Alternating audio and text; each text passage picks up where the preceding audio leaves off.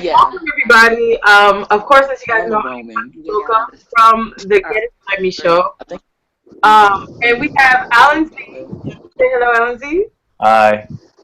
Alan Z. And today is Pillow Talk with Alan Z. And what's so crazy is, Alan, I don't know if you realize it, but your features compared to the All Asian Men Talk panel, your face looks more chiseled. What, you getting because you got that supermodel face going on. What's going on? I've been working out, like, okay, this is the thing with me, like, I've been skinny all my life, and so when people say things like, Alan, you're so skinny, like, it kind of gets to me. So, like, I decided to make a life change, and, like, I just started working out more, and I started eating more. So, I don't know, like, I haven't been showing off my body for a reason, because I'm really trying to get to the next level before I thirst trap, if that makes sense. So, I've been really, like, trying to get myself, like, ready for the summer. Because for me, I was kind of wondering, like, I know your face looks all more toned and chiseled and all that good stuff. Oh, thanks. So, Thanks. Hello everybody. Hello Samantha. Hello Daphne. Thanks, Ava. Hello to Brittany. And I'm sorry, I don't want to sacrifice your name because it's DAMBIYA. How do I pronounce that? Dambia. Dambia. Wow. Hi, Dambia. Hey. Wow, that's a beautiful name. And Trisha. Oh, thank you. Hey, Trisha. Hi. Hey, Scarlett. So for all of you guys, of course, you guys know this is Pillow Talk. And even though a lot of people think Pillow Talk because of the song, they're thinking, ooh, we're about to get all sexual all up in Alan Z. Can I say something real quick? Yes. Okay, so I have a song called Pillow Talk, right? Mhm. And like I was supposed to release it like a few months ago, but then Zayn Malik had a song called Pillow Talk, and I was like, God damn it! So I like pushed it back. But in a few minutes, or like whenever we get like a bunch of people, like I can play it for you guys, so you guys can hear like my song and the reason why I chose the title for for this live chat. One thing I do notice is that a lot of times, like with artists, you'll have artists that come out with a song or had a song and was like, it'll be better for me to release it at a certain date, and then somebody else came out with a song. It may not be the same, but the title's the same, so they're like, oh, if I put it out, someone's going to think I tried to bump off the other song of the other artist and do it myself. Right, and it sucks because it's like I wrote it in 2011. I just I didn't finish like a recording, like, because I re-recorded songs a lot. So by the time I finished it, people were like, hey, there's a song, right? And I was like, fuck. So I was like, all right, let me just not do it now, and like put it out later on. Now, Alan Z, before I allow the women to get in and stick the fork into you, there is a question there's a lot of questions I wanted to ask you, but you had dropped the song, and it was Drake pop style, and when I was listening to it, I'm like, this is not the typical Alan Z. Like, Alan Z got gangster, like he's going out for people. What like, what I'm trying to understand is who was it, if it is anyone, and what had you say, I'm going hard, like I'm going gangster. And then the funny part was, after all those aggressive lyrics, you was like, you go back to like Sue's singing. I'm like, okay, how you gonna kill him and then goes to singing? Like, that was just funny. It was like, who was you directing the message to, if there is anyone that you were directing it to? All right, so story time. Like there was this event in Canada, that was like open to people's requests for who they want to see at this like convention or whatever. And so like I want to say like I was one of the artists who had like the most requests. And then it was obvious because it was flooded with Alan Z requests. So I'm like, okay, cool. If I don't get in, at least I'll get a complimentary email saying, hey, you weren't a good fit for our show, which is cool with me. I'm like, because like you said, I'm not the typical Asian artist. So it's like, if you don't accept me for your show, at least acknowledge that my fans put in the work to actually reach out to you. Mm-hmm. So a couple months passed, and it's like everyone that I know, the Asian circle, they all got on the show. I hear nothing. So I'm like, okay, well, if you don't like me, and you want to, you know, parade this shit in front of me, say something. Like my role model is Eminem.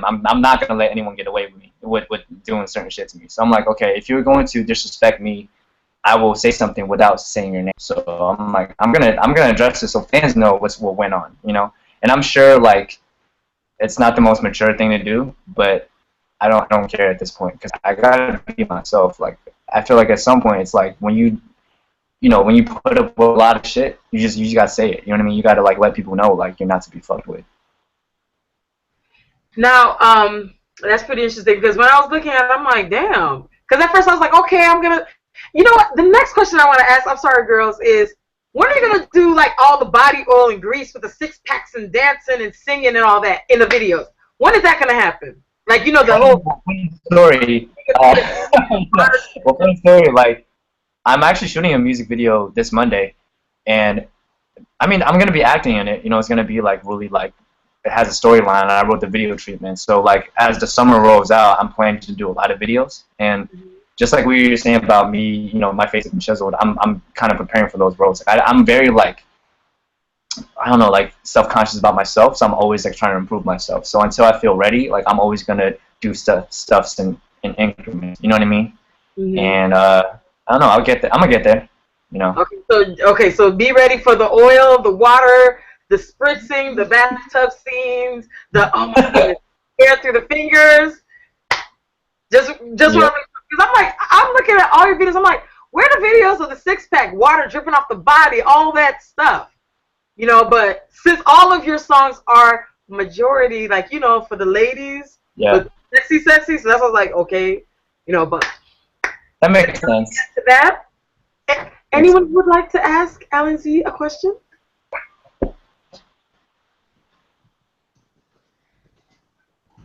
Y'all can go. Wait a minute. So you mean to tell me Brittany and wait, Daphne, Trisha, oh, Naisha is your name? Did I say it right? So none of you guys want to, all that smack you guys was talking about before we got on air? Alright then, alright. I see where you guys at. Okay, now Alan Z, the next question that I got in through my Facebook is the video that you made talking about how you were bullied in school. And of course it's inspired about the fact that you were bullied in school is why you made the song. But what the person wanted to know was, from that video, was it a situation that happened currently that reminded you of that situation of why you decided to make a song about the whole bullying? Which song do you know what they're talking about? They're talking about. I'm thinking because the song the song I'm thinking about is the remake song that you made from a K-pop singer. Oh, okay. Well, I mean, I think like what I usually do with my music is I kind of take like theme from my past and I make it like uplifting for people to hear, so that when you listen to something that went on in my life, it might apply to you, and then you might feel like, you know, strength from it. You know what I'm saying? So like with me, like when I write stuff that happened to me in the past, it's kind of like my way of getting over it, you know? And it's just like, for me to like heal from it, it's just to write it down. I have to write it in a creative form.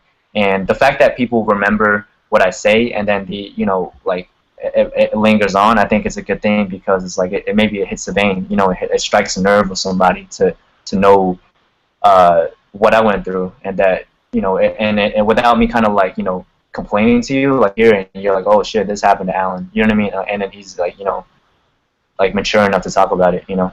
Like I don't like, I try not to like hide from my fans, because I like to just give you the real, you know what I mean? So I guess that experience, it was very real. Like I was bullied like half my life, you know what I mean? And it wasn't until like I moved to Atlanta when like it stopped. You know what I'm saying? Because like that's why I've always had like this dislike towards Washington, like, you know, Seattle, Washington, because like that's when I was like super like introverted and shy, and then like, you know, the white kids were bullying me because I was like an Asian guy that liked rapping at home with black kids. So like to them it was like double culture shock, and they're like, what the fuck is this? How is he Asian but he likes rapping and singing and he has all these black friends? And to them it was like, it was almost like he's not real, he's like the Loch Ness monster. So like, because you're so different, we're going to target you, you know? But then I moved to Atlanta, and everyone's like, "How is this possible? He's Asian, he raps. I love him." So it was like this weird like change of scenery that like, you know, made me accept it in a different setting. You know what I'm saying? Like the same qualities I had that made me hate it in Seattle was the same qualities that made me like admired in Atlanta. You know. Sorry, that was a really long answer. Now, Mrs. Ace Ventura, which this is a cute name. I don't know why. I mean, not why, but that's a cute name, Mrs. Ace Ventura. She writes, Dear Alan Z, from the last all-male Asian talk panel, have you had more black women approach you for relationships or flirting? Well, I get like I'm not trying to sound like a dick, but like I do get like like requests now and then to like I guess for girls to like talk to me and stuff like that, and I try to respectfully tell them like I'm just really trying to focus on my music, and like I have this tunnel vision for like, you know, my career, you know. And I mean, I think most of them accept it, and they actually like expect that too, because of like how they see me moving. Like I'm constantly doing stuff, you know what I mean? And I've developed like a really good base, I think, and I think I'm really thankful that I did the panel, because I've met like some of my fans through that panel who are like, you know, Alan's a really cool person, and I kind of want to follow him on along his you know, career path and everything. So, you know, I think it was a blessing that, you know, you had me on that panel. Now, for you, because the cool thing about the panel was a lot of people were like, oh, okay, you know, with the panel, everyone just assumed because you guys all got along so well and meshed well, they assumed that all of you guys were, like all of you guys are all friends and just came together to do this panel. Right. So I'm like, no, they just, when you saw them get along on camera, they got along on camera because that was their first time ever doing this whole thing together. And it meshed good. Now okay, it says, what nickname does your family call you? Oh, I don't know, like that. My mom gives me a lot of nicknames, and it's usually like, you know, like first. It's like translated. It's called like firstborn, because like I'm like the firstborn, and also like the only child, and so that's what my family calls me. And yeah, like I mean, it's like it's hard to translate, because it's hard to translate from Mandarin like what they call me. So like the rough translation is like, you know, firstborn, or like special boy. You know what I'm saying? Like little cute names my mom sometimes calls me. You know. So yeah. Now, with your music, how supportive were your family, especially your parents, with that? So when I started out, when I was like in middle school and stuff like that, like they weren't supportive at all, because, you know, I didn't sing, I just rapped. And like, you know, back in the day when hip hop was like really like gangster, and it was like, you know, the hoodies and the baggy jeans and the you know, like that era of hip hop was like, you know, what was seen on TV. So it made them look at like that genre as something that I shouldn't be a part of, you know. So I had to like hide the fact that I loved hip hop from my parents. And you know, through that, it was actually ironically how I started singing, because like I would like kind of like sugarcoat the fact that I loved rapping by like singing. You know what I mean? I'm like, oh mom, I sing now, and it was like a joke to me. I was like, now I'll sing, and then I started singing. I'm like, god damn, I'm pretty good. So it's like, so that's why I'm always like really like shocked that I'm even able to sing, because like everyone that knows Alan Z is like, I started out as a rapper, and I'm always gonna love rap. I'm like the biggest nerd when it comes to hip hop, but having to learn how to sing, and I love R&B, of course. But, you know, so anyways, long story. That was a really bad tangent. But after I started singing, I moved to Atlanta. My parents saw the progression I made, and now they're like 100% behind whatever I do when it comes to music. And I send them little updates, you know, like through text messages saying what I do, and they're like super proud. So. Have they ever went to a show where? Can you remember a time that they've ever went to a show where you performed, and when they came to you, you got the feeling that now they finally got it, my passion in it, why I love it? Well, funny story. Like, I don't think it was like a show, because I don't think my parents ever came to a show, just because we're in different states. But I think, ironically, it was when I went like, you know, overseas with them to like see my relatives, and then we'll go to karaoke. and then I'll start singing, and they're like, wow, like he's pretty good. Like I know it's stupid because like everyone goes to karaoke just to, you know, like have fun and stuff, but I'll do it, and I'm like, man, I'm gonna just pretend like it's a concert and I just sing my ass off. And then I'll do it in front of my relatives because it's like we have a closed room. You know, when you go to like Asia, like there's like private rooms where you sing, and then like they'll hear me and they're like, wow, like he's gotten better. Every year I go and I start singing, they're like, yeah, he's definitely getting better, you know. And I think I always send my mom like video clips of me at shows, and like she gets really like proud because of how many fans I have, and she's like, wow, the girls are going crazy over you. You know what I mean? And like she sees that it's not just like me, you know, hoping and wishing that my dream will come true. She sees that I'm working hard towards my goals, you know. Alizé, I just got an inbox message that says, "Wow, Alizé, juicy lips." Now, have you ever had a situation where somebody guessed wrong your nationality?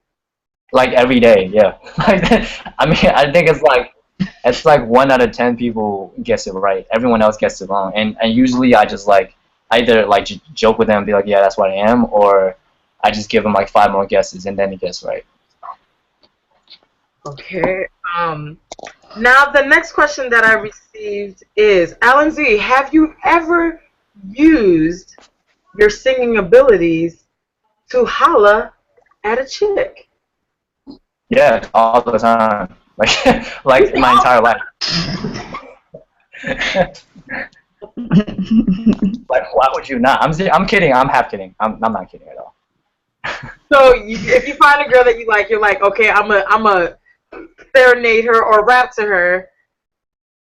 Kind of. Yeah, I mean, it's like I won't shy away from the fact that I do music because, not in a sleazy way, but because like music is so important to me. So like, you know, like when people say like, oh, I want to get to know you, I don't want to get to know the music, you know, the musician you. I'm like, that's all I am. I'm like, I don't really partake in stuff other than what I love doing. Like I love music, I love film, I love writing. So it's like my career paths are my hobbies. So when people go, Alan, do you go hiking or kayaking? I'm like, no. I'm like, I'm a pretty boring person if you want to know. Like I love what I do. You know, I love creating. And so when I talk to people, or like, you know, when I meet new people, I always tell them like my passion, because if they, you know, don't see me for who I am in terms of an artist, like I can't vibe with you, you know. Now, this next person I'm gonna leave as anonymous because they're actually our mutual Facebook friend. Okay. They sent a message saying that you said you're working out so you can do more and, you know, challenge yourself. But are you ever going to upload a video of you doing push-ups? Okay, I can, but I don't think like people want to watch it. No, let me tell you something. You'd be surprised. Like I'm like, because I'm trying to learn other languages, and that's how I ended up finding Brian Jing, the other one that was in the Asian Talk panel, and he had this 30-second video that I swear I was like a stalker. I spent several hours repeating that less than 30-second video of him just laying there and getting up out of bed. I was like, damn. So you never know. You can do a push-up video. Make sure you got some oil, fan blowing and everything, and be like 1, 2. But and then you know what I'm saying? Like do one of those. But don't make it. The 30 seconds was a good idea. I'm gonna give that to Brian because I replayed that so many times and everything like this. So you can imagine. Don't do that. Just make it a good 5 minutes. 5 minutes. Do both hands, one arm behind your back. Good question. I don't know if this is okay. Now, the next question is, what was the worst hateration you received while performing, other than the one you were talking about in Canada that made you have to clap back?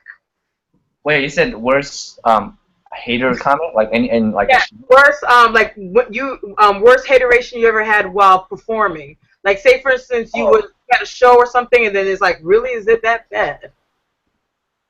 Oh, okay. So I don't know if this is gonna like answer the question, but it's more so of a pre-show thing. So what happened is like in March, I headlined the show, right?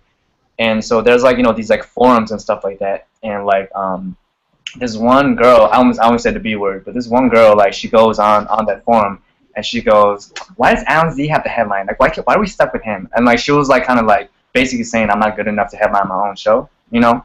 And then, you know, my fans jumped in and was like, bitch, why are you saying that, blah, blah, blah. And I wanted to be like, bitch, but then I had to stop myself because I'm like, I'd look like an immature little boy if I stepped in. So instead of me, like, lashing out immediately, what I did was I pulled a Nicki Minaj and, like, oh, thanks.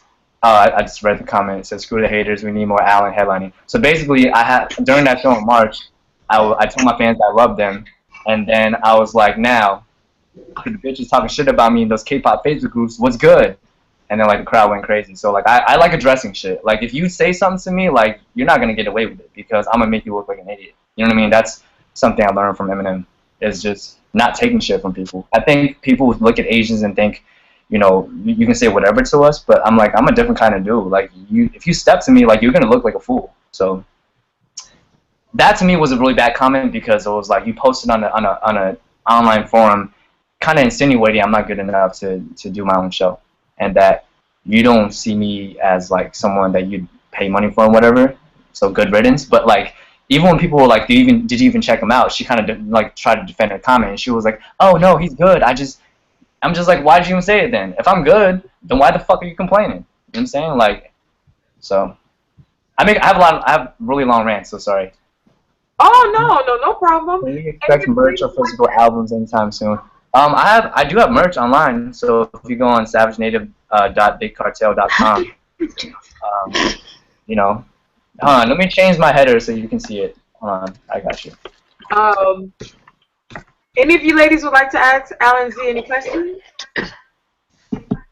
I have a question. Okay.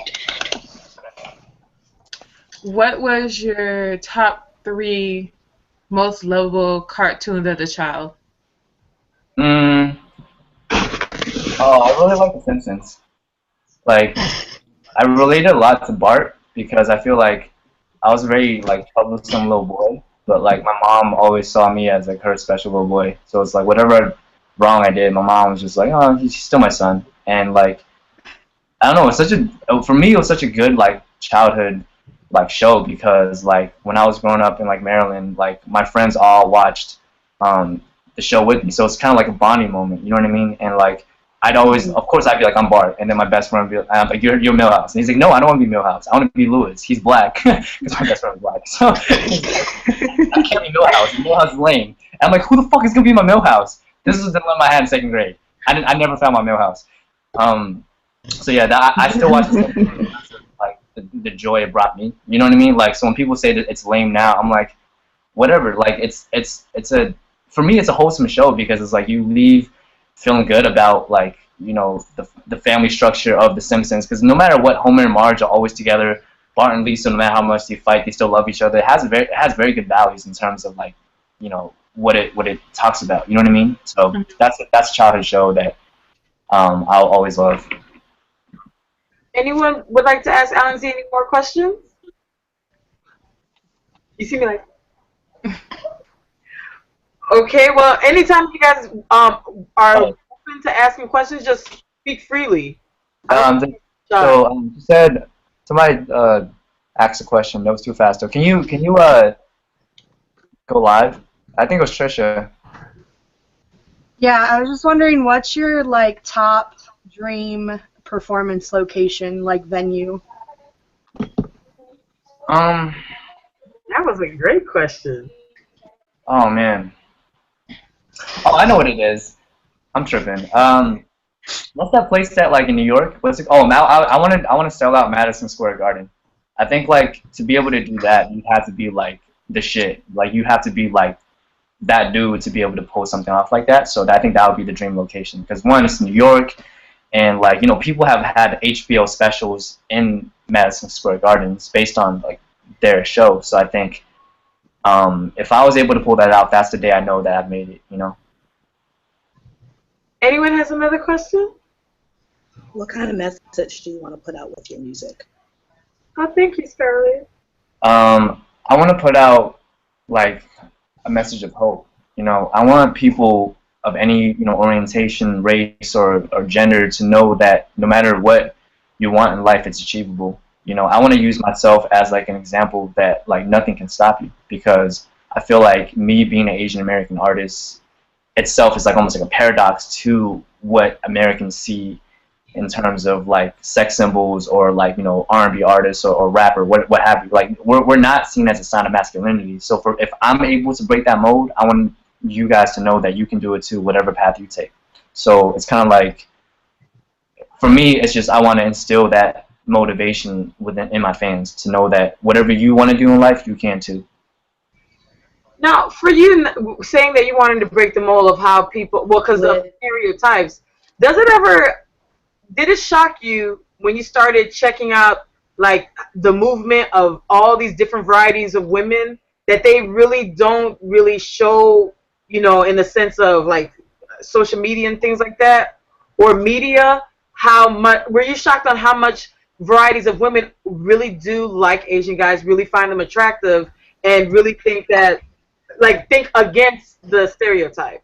Yeah, I mean, I think when I first started doing music, I was super shocked, because growing up, it was like being Asian was almost like a sin. You know what I mean? It was like being Asian was like being like the untouchable if you're like in an Indian caste system. You know what I mean? It's like and people, it was like being like the outsiders of the social ladder. So when there was like groups of girls that actually show interest in Asian men, for me, I was like, okay, maybe I don't have to go broke as an artist. Maybe someone will like me. Like maybe people will actually like my singing and my rapping and my personality, and buy my records. So and so it's good. And I think like as much as I think Asian artists need to be more than just K-pop, I'm kind of glad that K-pop broke through the mainstream, because so many girls saw Asian men as like guys you would want to date, or that they're attracted to, because almost like without that factor, it would be a little bit harder to hit the mainstream like that. You know what I mean? Like I think like BTS broke like the Billboard top 200, and that's crazy, because it's like they don't even sing in English or rap in English. I think, I don't, correct me if I'm wrong. So it's like that amount of fandom really like translates to like visibility, and I think it's almost that time for Asian artists to make that mark, like, and that's including myself. Now, seeing that you're making your mark in the U.S., have you ever had situations where making your mark outside of the U.S., it was almost like this dude is fully completed? Oh, you mean like people ask me if I want to do it outside the U.S.? Well, like in America, it's very rare to find an Asian guy like you. Just like it's very rare.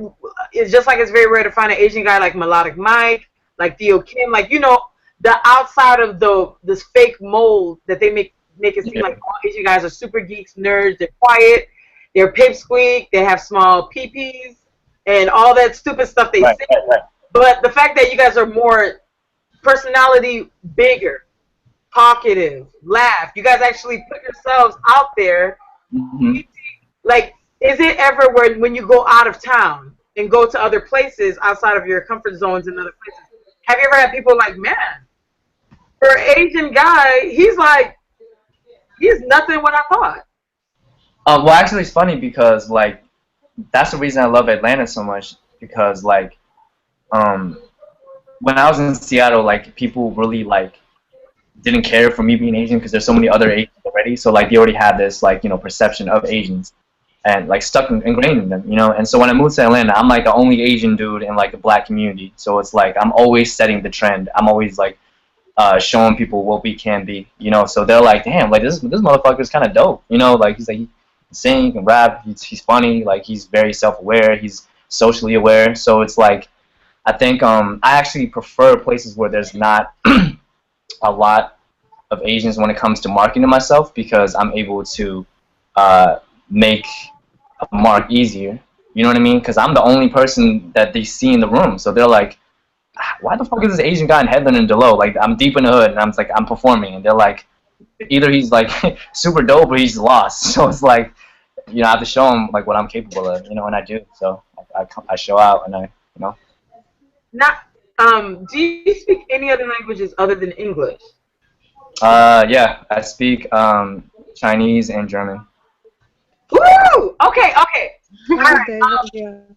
Say I love you in Chinese and I love you in German. Well, I need. Okay. But yeah, she said it. And somebody said it. It's like in Chinese it's 我爱你, and in German it's ich liebe dich. Wow. Oh, I'm sorry. Could you say it slower? Huh? Oh yes, thank you. Come closer to the camera and say it Oh. slow. Both languages. Oh. Okay. So 我爱你, and then ich liebe dich. What? I'm pretty sure that's how you say it in German. Pretty sure. Now DJ Kitten T said, "Why German?" Oh my god. Okay, so when I was in middle school, like French was taken up, and I was really mad because I wanted to learn French and be with the cool kids. But I was like, I was in a class of like 20 kids learning German, and I was stuck for like 7 years. And like I had such a terrible teacher. Like she'd call me Ellen like throughout 7 years. Like she didn't know my name. Like I had the same name as Ellen DeGeneres. Like it was just like she refused to call me Alan, and like she would always pick on me, and like I didn't learn well because like she was not nice to me. Like you can't be a teacher and be a dick to them and expect them to know the language. So I know enough to like not get lost in Germany, I think, but I wouldn't say I'm like super fluent. So have you ever had a situation where somebody came at you wrong, or you didn't like what they said, you just acted like you didn't speak English and just went to German or went to speaking Chinese, so they'll think, oh, I'm sorry, he didn't speak English. No, if somebody came at me wrong, I'm knocking them out. Like that's not a question. Like we gonna fight. Like it's not like I'm not gonna speak Chinese to you and make you think I'm actually fob. I'm gonna fuck you up. Like you can't talk to me in a certain way. So. Well, Like, but have you ever used those different languages in talking to women? No, because I think by doing that you almost make yourself look like a gimmick. Like you make yourself look like, hey, look at this party trick. I know this language. You know what I mean? Like it's like, I think it's for me. It's kind of like it's cheesy to like use these like little like cultural like nuances to I guess like impress people and stuff. I'm sorry, This is my I want all of you guys to raise your hand if he were to see you out and about, like you running your errands, and he said, "Hi, you're beautiful," in any of those two languages, would you be like, "No, that's kind of cheesy"? Raise your hand if you believe that. See? Like cheesy. Raise your hand if he said it to you. He came up to you and spoke Chinese or German. Even if he said his grocery store list, you'd be like, "Damn, he looked good." And he said all that. I don't know what he said, but it looked good. Raise your hand. I'm okay with cheesy. Right here. Flat out. Cheesy's good. Okay. I like cheesy. Yeah, it is kind of cheesy, but Listen, languages are sexy. yes. Agreed.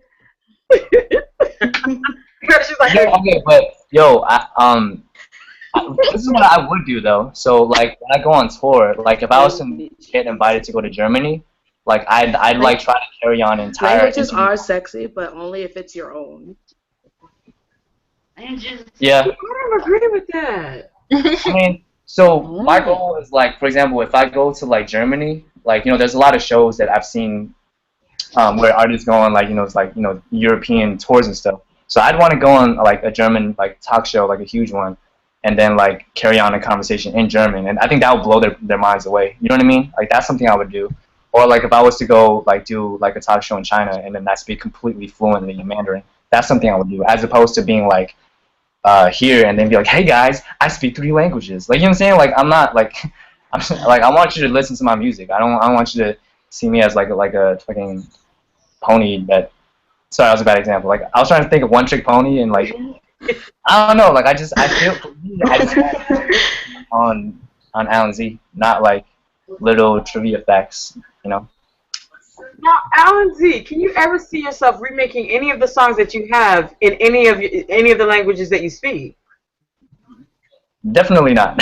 Only because like I'm not good enough in German to do that, and I don't know, and then I find it really hard to memorize stuff in Chinese. Like there's like a lot of songs I like in Mandarin, and like I still don't know the complete words to it, just because I'm not like my brain isn't wired like that. You know what I mean? It's hard for me to memorize stuff that isn't in English. So I would do it though. Like I think if somebody was to ever like invite me out to like their country and was like, Alan, you want to do a song in Spanish? I'm like, I'll do it. You know what I mean? And I'll learn it in full. I would do it. Now, Alan Z, the next question is: all of your songs are very. Everybody, what? One of the questions someone sent was: all of your songs, majority of your songs that you cover are all sexually charged. Hard. Full of sex. Now, with that being said, have you ever had someone approach you in a sexual nature? Yeah, yeah. Has it ever been like, oh my goodness, I can't believe it? Well, I mean, I think it's like it's more so like, okay, well, you reap what you sow. It's like you do put out this, you better live with it. You know what I mean? It's not, I can't be surprised when that happens to me. You know, so. Have you ever had that happen like when you were out, especially with your mom, something like, yeah, Alzy, ooh, and all that stuff, or just only when you're alone? I think I'd be mortified. Like if it was I was my mother, like I'd be so humiliated throughout the day. Like it hasn't happened yet. I don't know. I'm actually like really. I don't know if you guys know this, but I'm actually very like introverted as a person. And like when I go like, outside and I'm not like being Alan fucking Z, like I'm super like shy and I'm like I don't know. I have social anxiety. So like if you were to fucking catcall me, I'm literally running the other way. Like we're not about to do this right now. I'm not gonna. I can't be around you. Yeah, I agree. I got that impression. Right, like so, like when girls talk about being catcalled, I'm like, I definitely understand you, because like I would not want someone to be like, hey, Alan Z, like I wouldn't want that. I'm like, I'm just fucking trying to buy apples, like, like you're like, I don't know. Now the next question. One man gets us. Also, Yeah. One person gets us. Yeah. The next question I have is, what was the weirdest spot that you ever had to autograph on a human body? If you ever had to autograph a body. Huh. You know what? Maybe I haven't reached that superstar status yet because I haven't signed no titties yet. But I think, like, I mean, I get requests to sign like shirts and stuff like that. You know what I mean? So like, I don't like maybe like arms and stuff. But people haven't been like, tell me to autograph like certain like spots like that. You know, I'm just being honest. I don't think that's happened yet. Have you ever had a fan that was like super excited or like did something that was like, oh man, that was inappropriate, like grab your crotch or kiss you in the mouth, or one of those things that's like, dang, that was like aggressive? I mean, like, I don't think it was like more in person, but like I've had like girls stop me before like online, and then I usually block them, but that's about it. Like I've had like instances of stalking, like just online and like okay, I remember this one time, like I was like, it was like 4 years ago, like this girl called and she was like, I was like, who's this, right? And then she's like, you know who this is? This is your wife. I was like, what? And she's like, this is Mrs. Z. And it was like it was an unknown number, and then like she hung up after that, and I'm like, I'm terrified right now. I'm like, either like I'm getting married or I'm getting killed. Like I don't know what's happening. So yeah. Now, the next question I have from someone who just sent a message, they said, while out and about, have you ever had anyone mistaking you for someone else? No, I don't think so. So you've not... well, I do remember this one time I was, actually, I remember once I was, okay, so I'm really deep in the battle rap scene, like as a spectator. Like I have a lot of friends that do that. Like I love battle rap. I'm like the biggest nerd when it comes to that culture. So I attend a lot of events in Atlanta. So there's one time I was there. This guy approached me. He was like, "Yo, are you so and so?" And he named like a battle rapper there. And I was like, "No, I'm Alan Z." And then I told him what I did. And then we connected after that. We became friends after. And then come to find out, the guy that he mistook me for ended up winning the entire thing. So I'm like, maybe it was a good thing he kind of mistook me as him. It was like he just completely destroyed everyone, and he thought that was me. And that was one time in Atlanta that I was mistaken for someone else, within close proximity. So you not even at the airport or anything, you never had anyone think, oh my goodness, I think this is a K-pop artist. Yo, okay, funny thing is, funny thing, somebody actually messaged me from Brooklyn. And she was like, "Yo, I think I saw you at the airport." And I'm like, "You definitely did not see me at the airport." I was like, I have not gone to JFK. and she was like, yo, I saw someone that looked just like you, and I'm like, that's either really racist or like surprisingly accurate, like And she was like, yeah, she's like, I feel like motherfuckers are just dressing like you now. And then it's funny because I'll get Snapchats from like guys that like wear the hat like this and then do the light skin face like in pictures, and I'm like, wow, maybe like I'm more influential than I thought. Now, one of the questions that I see that DJ Kitten wrote, she said, would you ever do a battle rap now for an event? Never. And the reason why is my career path is different, and there's way too much for me to lose if I lose. And I used to battle, so like around 2009 was when I was like heavy into that stuff, and like I won like $300 like in this like competition, and that was the day I decided I was gonna retire because I wanted to take like my music seriously in terms of like pop music and R&B, and it's like that stuff doesn't mesh well with the battle rap scene. Like the struggle that battle rappers have is the fact that the industry doesn't take them seriously as artists. So like battle rappers actually have a harder time getting into the industry. So it's like, why make it harder for me to get into the industry already? Because I'm Asian, like I have a harder time regardless. So it's like I respect it enough to like know a lot of battle rappers and converse with them. Like I'm friends with a lot of them. You know what I mean? People that like I grew up listening to. Like we hang out and we do shows together. You know what I mean? But I don't think I would ever jump in the ring again.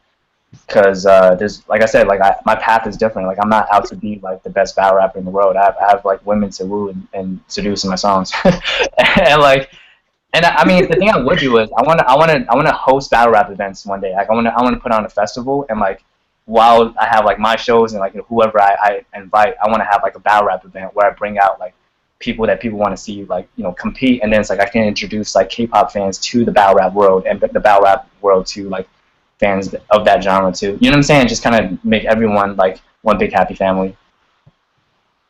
Now, the next question is, do you have any tattoo or piercing? I don't. Fun fact, I'm like definitely afraid of needles, so I don't know exactly when I would get like a piercing. Like when I was like 18, girls were like, man, you look so good with earrings, and I'm like, you know what? I'm gonna get an earring. And then I went to like what was it like? What's that place called? Like the Safari or something? And then I don't remember. One of the places where girls go to get pierced. There's Claire's. There's Claire's. Yeah, I think it was Claire's or it'll hit me when we have another question come up. But yeah, let's go with Claire's. So I went and I'm like, you know what? This is not a good idea. I'm like, I don't want to bleed for like an hour. Like I don't want to do this. So I checked it out. And then the whole thing about tattoos is, because I'm in a transition period of like physically, like I want to get like really like cut and chiseled. I don't want to have like a tattoo now and then like when I actually get bigger in size, it's gonna look like a fucking like emoji on my arm. You know what I'm saying? Like whatever I get that's for life. So I'd rather, if I do get it, I get it at the right time. You know. Now the next question is, okay, how long does it take you to shower? I think I kind of shower like a woman. I'm not gonna lie. Like I shower like for like 30 minutes. What I tend to do when I shower is like I think of lyrics, and I'm literally inside there like this, like, and I'm constantly thinking of shit. So, and I sing in the shower too, so that probably takes a long time too. So I think 30 minutes. It's so funny because DJ Kitty wrote, "I'll be there." Not the show. The next question is, what quality do you look for in a partner? I look for loyalty, similar sense of humor, intelligence. I have to find her really cute, and I think just like the ability to understand me, because I think like I don't think that's an easy task, you know. I think she'd have to really know me for me and like know how to differentiate Alan fucking Z with Alan, just regular old Alan, the guy who just wants to watch dog videos all day and like fucking play Pokemon Go. So Pokemon.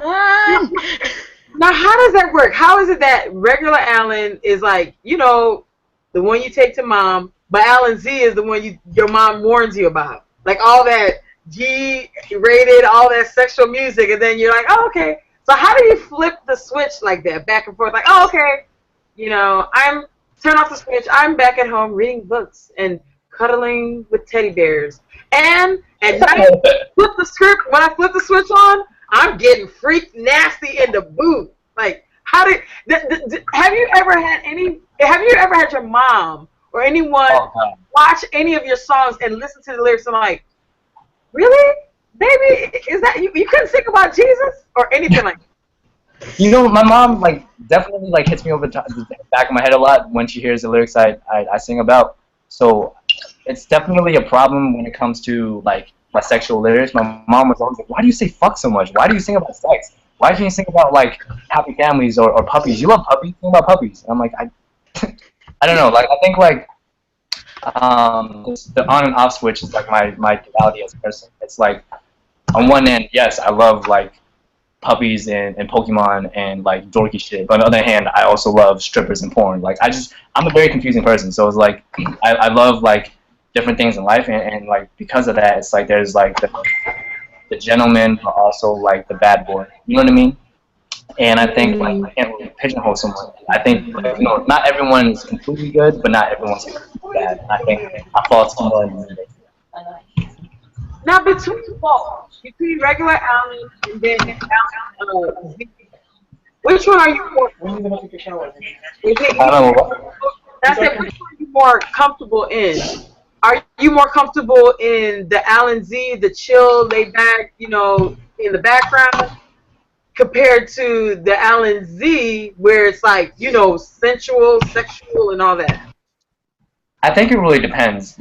I'm really weird. I don't like having attention on me when it's not appropriate. For example, at my job, or if I'm at a dinner at Olive Garden where no one knows me. But at the same time, if it's a music event or a film event, I'm an attention whore. So when I walk in, I want everyone to look at me. You know what I mean? So it really depends on the environment I'm in. And I think I'm more comfortable being Alan when I'm alone. But when I'm out and about, I'm definitely more comfortable being Alan Z, because that's what I want people to see me as. Welcome back, Scarlett. Now, the next question I have is, did you find it challenging to get in the zone of being able to be more provocative and sensual and sexual in your music, especially growing up in a way where Asian men are not considered that way, where they make it seem like, oh, they're just not like that? So was it challenging, or was it oh no, this has always been me, so hey, it was easy to just get into it? It was definitely, it's always been me. So I never saw it as hey, I'm gonna do this just to get attention. It was more so well, this is me. You can love it or hate it. You know what I mean? So it was actually more challenging for me to do lovey-dovey bubblegum songs.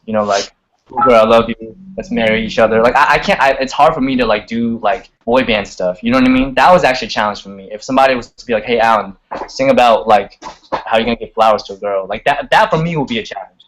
But if you're hey, Alan, sing about doing nasty things to girls, I'm okay. Give me 5 minutes, I'll do it. You know what I'm saying? It's just because it's more ingrained in me to be perverted. Now, what is your zodiac sign? Oh, I am a Libra. What? Yeah, everybody's you're a Libra? I would think you were more of a Scorpio. Have you ever had anyone think you were a Scorpio? What are the traits of a Scorpio?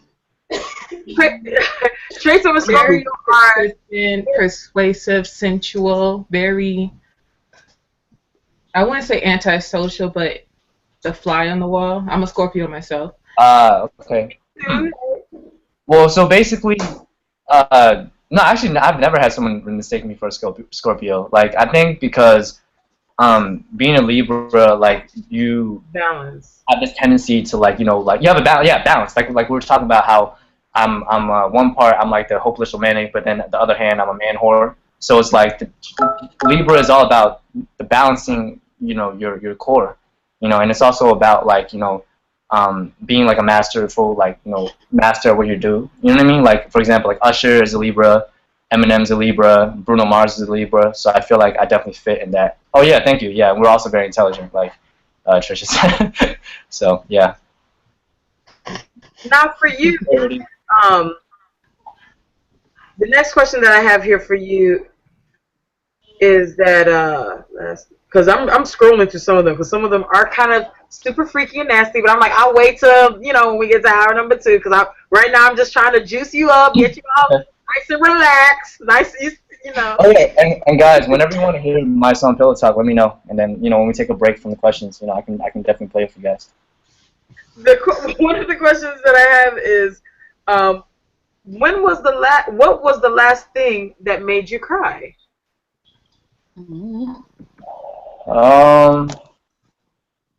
Are we gonna cry?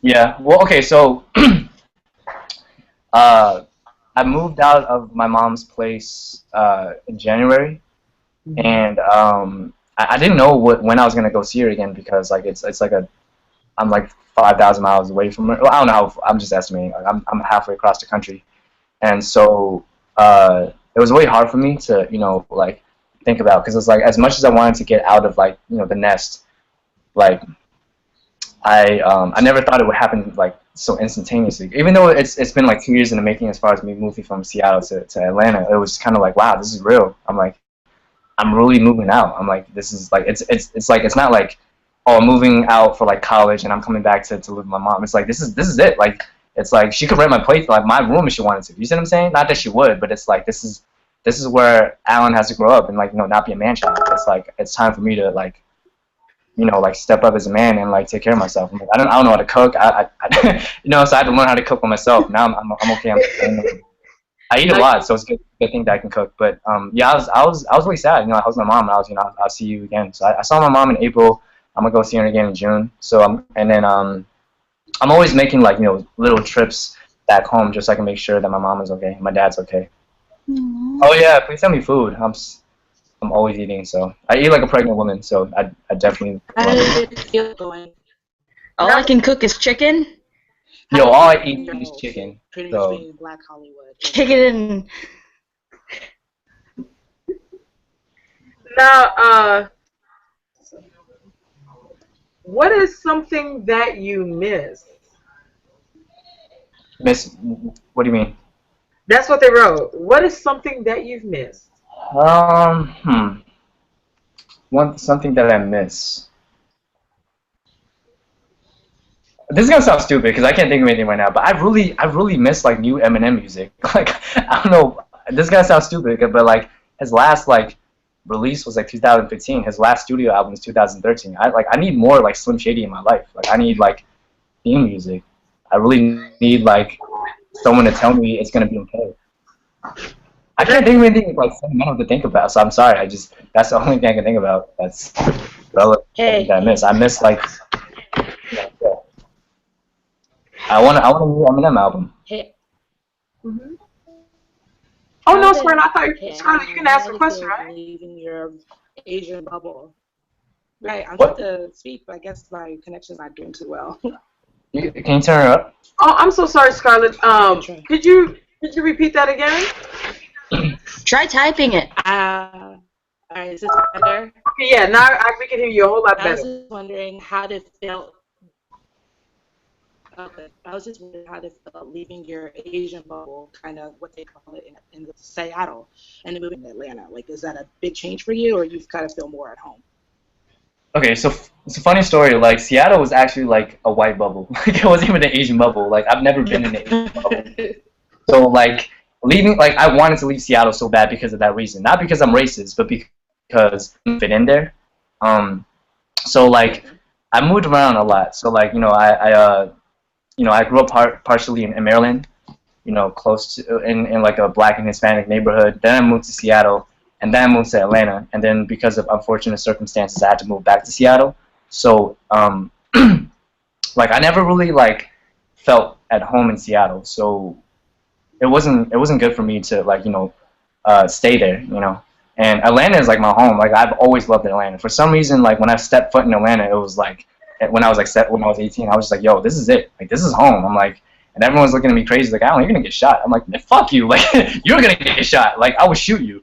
And like, you know, this is where I feel comfortable. It's like I'll literally, like, you know, people. I have friends in the hood.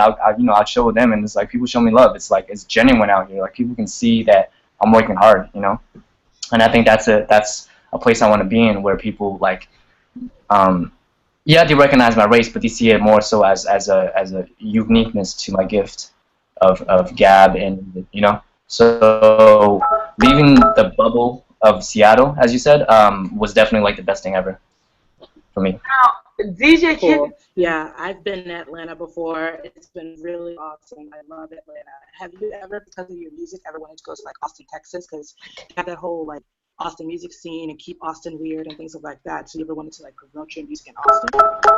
I would love to go to Texas. I just never had the opportunity to. So anyone ever books me out in Texas or wherever, I'll go. Like, I don't care if it's like South Dakota or Wyoming, as long as I don't get racially profiled, I'll go. Definitely. now DJ Kitten, I love that name, DJ Kitten. That's so cute. DJ Kitten written. She said, have you ever thought of moving somewhere more Asian friendly, like LA, Chicago, or New York? I actually chose not to do that because I wanted to stand out. Like, if I was to go to LA, I'd be like one of a million other Asians trying to do music. You know what I'm saying? If I went to New York, I'd be another one of a million of Asians that did music.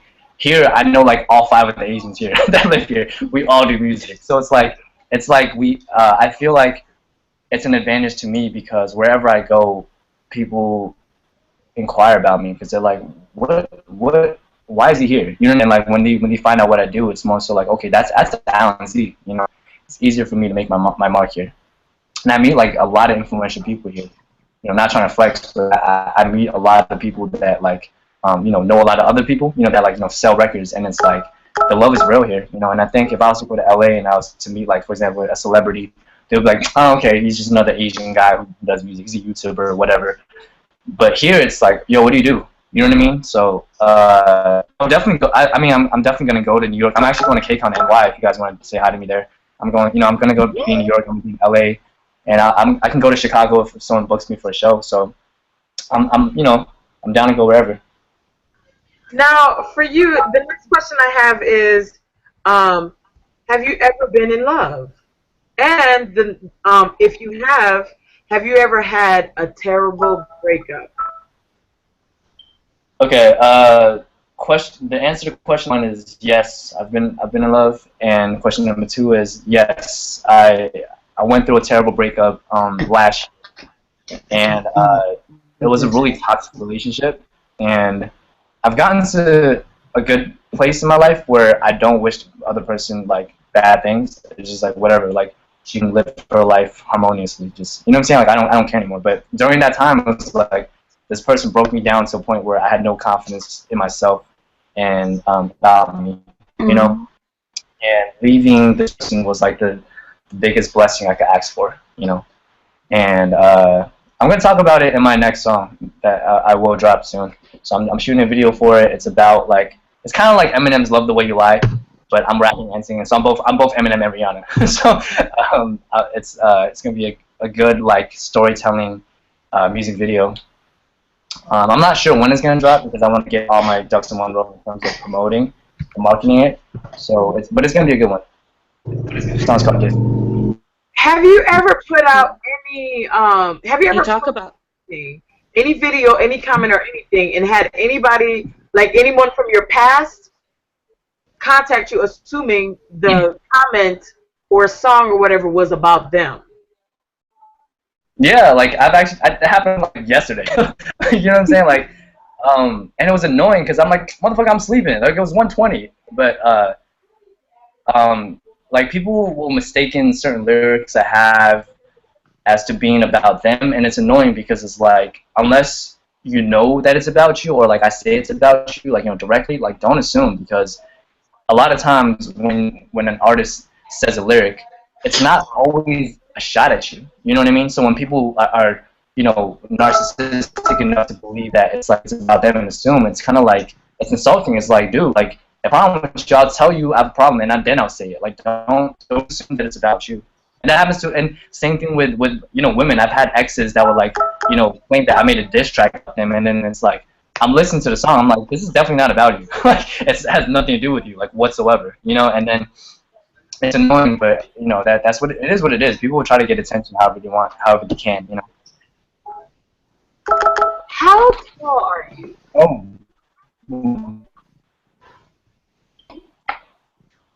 You guys want to hear it? Yes. Yes. Okay. Oh, you were like, oh, you guys couldn't say nothing the whole time, but now you guys like, yes. Okay, so quick question, PATU. Should I play it through my my phone or my computer? Which one do you think is more effective for people to hear it? You know what? You can play it either or. If you use your phone. I'm gonna. So my phone's right here, so I don't know if this will be louder or if like the computer will be louder. The computer. What do you? The computer. You can try the computer first, and okay. Everybody's like, yes. Okay. You can try the computer first. So if it's not loud enough, I'm like, okay, you have to try cell phone. Okay, cool. Hi, Sherry. Okay, I'm gonna try it. You guys tell me if you can hear it or not. Okay. I'm gonna put it on blast. So. You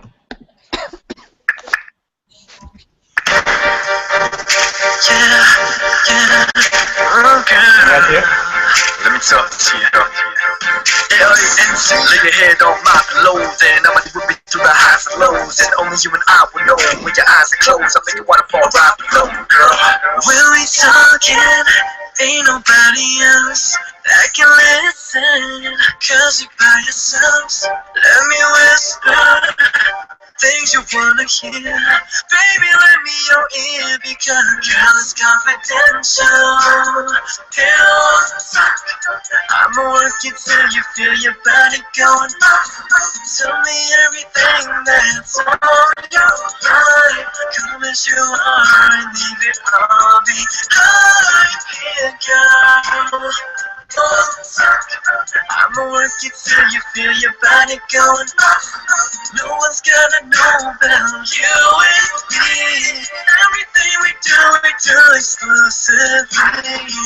You don't be timid, baby, come into this bedroom, so we can do what we're meant to do. I know you waited, body language I can speak it too. Girl, I'm waiting, pleasuring you. Girl, so girl, we can take our time, but not a single moment wasted. And girl, I'm so baby, just say it. Girl, it's confidential. Girl, I'ma work it till you feel your body going up.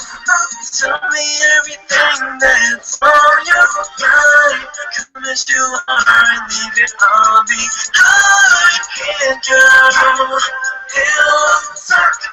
I'ma work it till you feel your body. No one's gonna know about you and me. Everything we do exclusively. Say we ain't fitted from each other, but we know what it is. When we underneath the covers, oh, tell me your interest. Let me do it all when I give you the beat. You don't need no other lover, no. So girl, we can take a time. Moment wasted. And girl, that's all you know. Baby, just say it. Girl, it's confidential. Girl, I'ma work it till you feel your body going up. Tell me everything that's on your mind. Come as you are and leave it all behind here, girl. I'ma work it till you feel your body going up. No one's gotta know about you and me. Everything we do exclusively. So girl, you can take your time.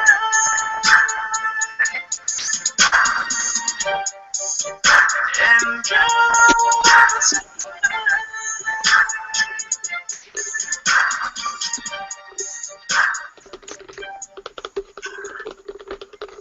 Oh wait.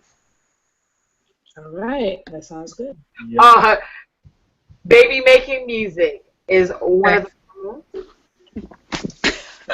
Oh, did you guys like it? Nah. Someone just someone just wrote. It was good. What do you wear when you go to sleep? Nothing. No, I'm kidding. I usually wear boxers and a tank top. I've never worn pajamas in my life, so just boxers and tank top. Good. Okay. So, you said that you wear boxers and a tank, Like a white beater. Yeah. white beater. What's your first? What was your first stuffed animal, and what was the name of it? Oh man. I think I went. Okay, I think I wanted to go through a Beanie Baby phase, but I was too poor for it. So I just like I had one and and that was it. Like I wanted, and I never named anything. It was just like something I liked, you know, because I was like 7. I really like Pikachu as a kid, so like I think I had like a Pikachu stuffed toy. So I think that was it. I never named anything other than Pikachu. Pikachu. Do you have any weird? Hey, Alan. What are? Oh, Hey, Alan. What? This is a multi-part question. It's more about Okay. your dream collaborations. Like, Okay. what producer would you like to collaborate with? What YouTuber would you like to collaborate with? What underground artist would you like to collaborate with? And what artist on the radio now would you like to collaborate with? Oh god, I'm not gonna remember all those. I'll try to answer them each one. So you said one is producer, right? So the one Yes. producer I would collaborate with now. Oh man, that's a hard one. Damn. Okay, I would collaborate with Dr. Dre. That would be my dream collaboration. Uh, what was the second one? Oh, it was YouTuber, right? Oh, I wanna do a skit with Timothy Delgado. YouTuber. Mhm. That's what I wanna. Yeah, YouTube. I wanna do a skit with Timothy Delgado or multiple skits with him and Rick. Okay. And as far as underground artists, oh man. Oh, I wanna do a song with Dumbfounded. I wanna do a song and tour with Dumbfounded. That's what I wanna do. Okay. And then someone out on the radio right now, right? Yeah.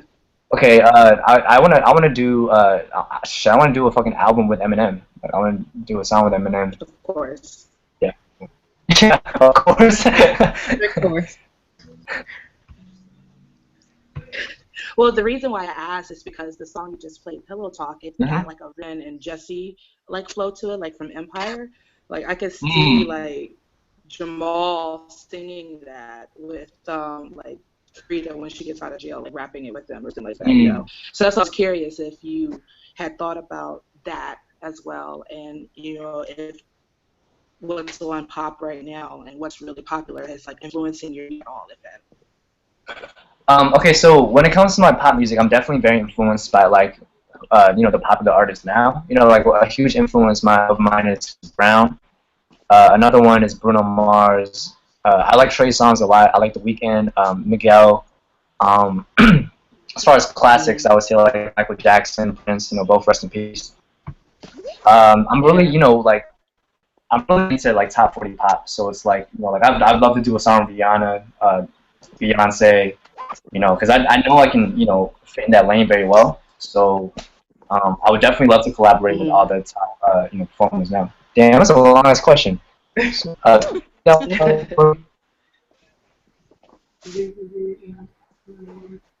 okay.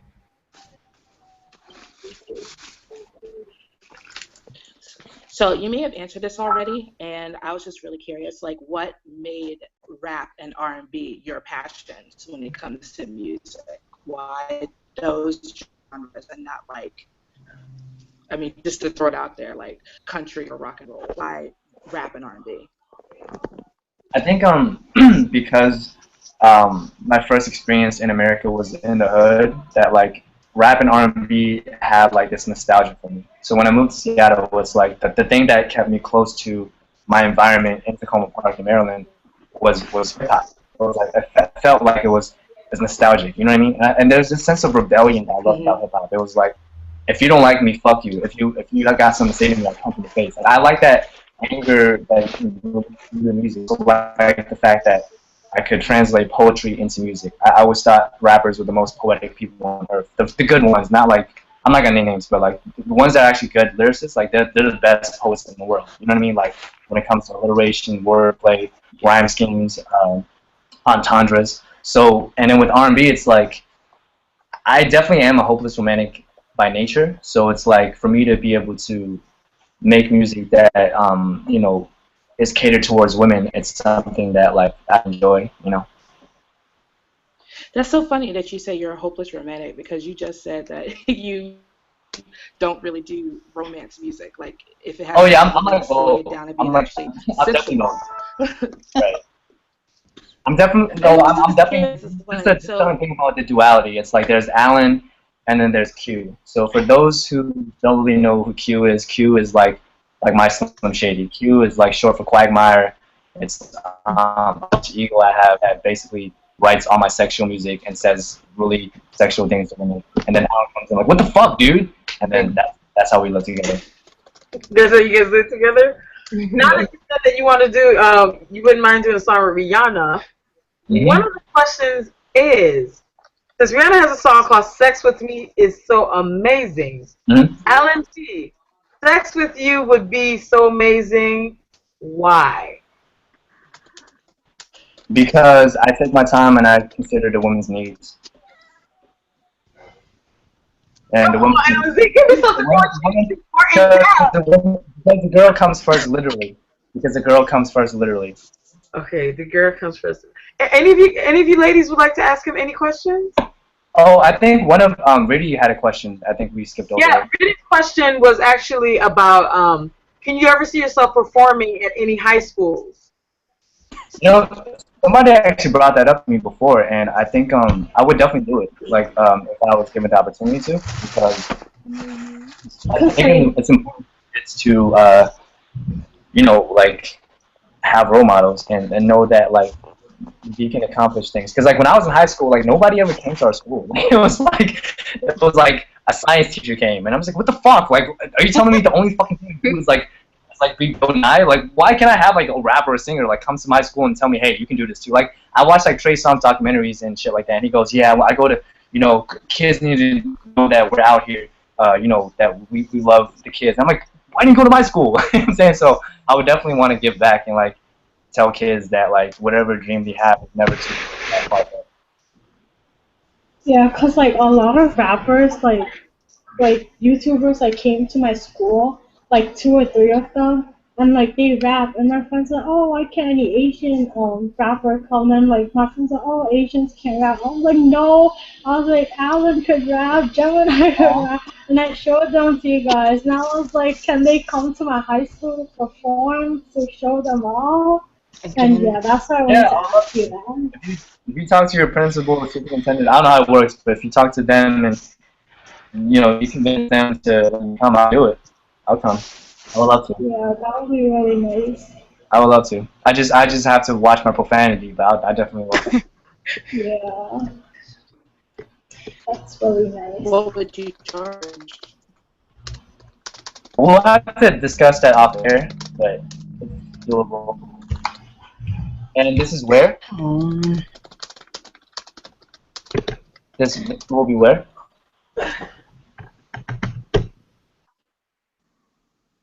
I don't even see that. Huh? No, because I'm looking, I'm like, I don't even see it. But oh, okay. Hey, Rudy, what state is your school at? Well, my school is in Philadelphia. Oh, okay. Yeah. If you like talk to my school, they'll probably let you come, Alan. Okay. You should like email them and be like, I want to like come and perform.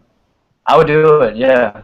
But the problem is, I got to censor like half my lyrics, and I got to, but I'll cover Yeah, it. I know. Yeah. But that would be really nice if you could come. I'll do it, yeah.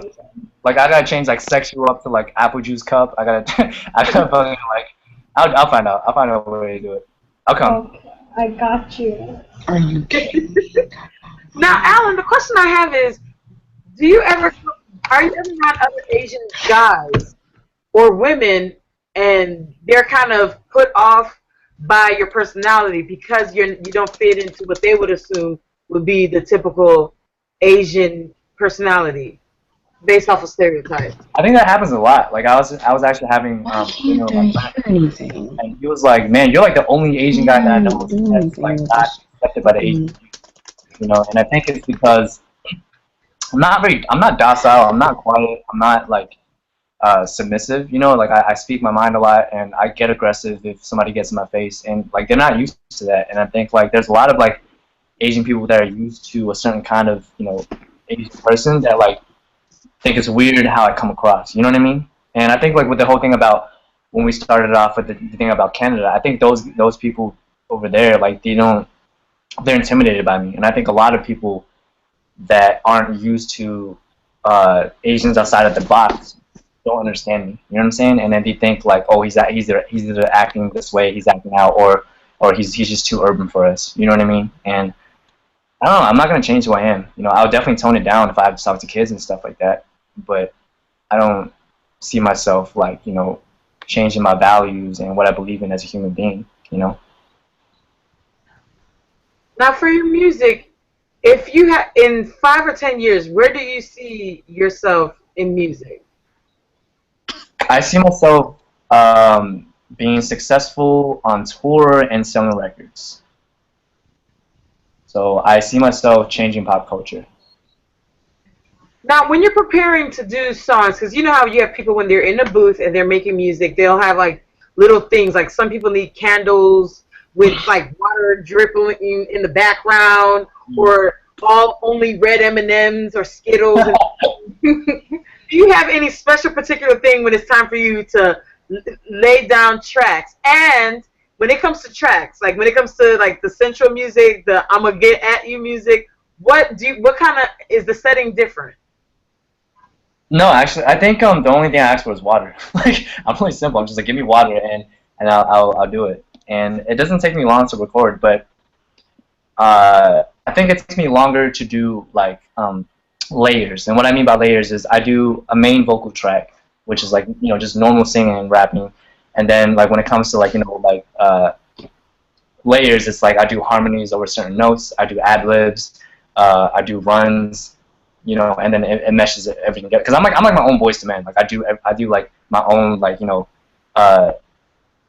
like layers in terms of like making the sound full, you know.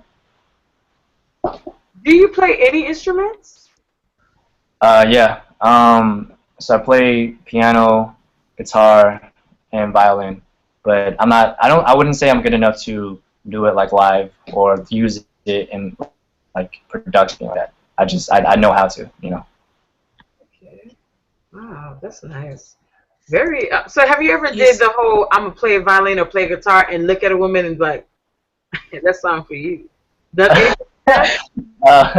No, I think just because I'm very self-conscious when I do, I'm like, am I doing it right? Like, because I don't want to like mess up and be like, no, I don't. I mean, I think when it comes to instruments, I'm not as into it as I am with like my own like composition in terms of like my writing, like my singing, and my rapping. That's like my instrument. You know what I mean? And with what I learned before was more so just knowing and understanding how instruments work, so that I have a better tone. You know what I'm saying? Hey, Joy. Hey. Any of you women would like to ask Alan any questions? Because you know when you guys comment and do some bold comments, I'm sending it directly to him. Oh yeah, you can send it to me. Hold on, let me see. No, because for the All Asian Talk panel, I actually had some girls like, "Girl, if I would." I'm like, well, what? Where were you? What happened? Really asks when are you releasing Touch and Go? Well, I want to do like everything strategically. Like I don't want to release everything and then have like it go under the radar. So it's like I'm doing songs before Touch and Go, and like hopefully with your guys' support, I can generate a big buzz. Like so, I definitely hope you guys can share my original songs because those definitely mean more to me than my remixes and covers. You know, because this is like my almost like I'm giving you guys my heart. Like this is just like I'm laying everything down on the line. It's like my original work. So depending on how well like these songs do, I'll release Touch and Go when I get enough momentum. So it all depends on these upcoming releases that I'm gonna do. So as you guys know, like I did another remix like last week, but I think I'm probably gonna stop that just so I can put out more stuff. Like I'm gonna be doing this episode of this show called Flow versus Delivery, which is an Atlanta-based series where the cameraman features different artists who present like a verse in acapella format. So like I have like 2 minutes and 30 seconds of just straight bars. So I'm probably gonna drop that, and then I'll drop like a video of one of my original songs, and then depending on how well it does, it's just all about vibes. If I feel like it's right, I'm gonna do it. Like I'm sorry I keep you guys waiting, but like it's definitely just a lot of planning, and that goes into dropping music. Now I see that because every artist has an ego, or you have to be able to have you have to be able to create an alter ego, because in real life, not everybody's the way that they present themselves when it's in the entertainment industry. Okay. So I noticed that when you do collaborations and when you were doing your tours and then you were performing, especially last time when you went to Vegas, and I saw you were doing other things and doing autograph signings and stuff like that with all the other Asian guys who are also artists. Is it ever competitive? Because it's very rare to find another Asian in the market doing what you're doing? Or is it when you guys are together, it's more camaraderie, like, oh, finally, I'm not alone. We're in the, thank you. Hey, what's up? I like what you do. I respect what you do, and vice versa. I think it's both. Like, I think it's open. It's like publicly camaraderie and then privately competitive, if that makes sense. But I think it's competitive on a subconscious level, because at the end of the day, it's like we're all our own mans. You know what I'm saying? We're all like trying to get it, but at the same time, it's like I don't think a lot of people are in my lane. Like not a lot of people can sing and rap and act. You know what I mean? So it's like I don't really feel like there's somebody out that's gonna take my place, if that makes sense.